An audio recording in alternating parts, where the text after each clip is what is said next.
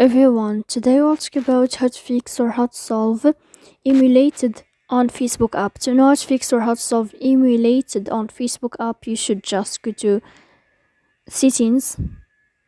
Here in this page you can click apps, default apps, app settings. Then this list you'll enter to the window or to the app of Facebook and you can click here. After that, in this page of app info, you can click on first stop and you can click OK. Then you will enter to the window of storage. Here you can click clear cache. Don't click clear data because that can cause you errors in your app. In the end, you can turn on your airplane mode and you can wait 3 seconds to turn off your airplane mode again. So please don't forget to support us by like and subscribe. See you next time.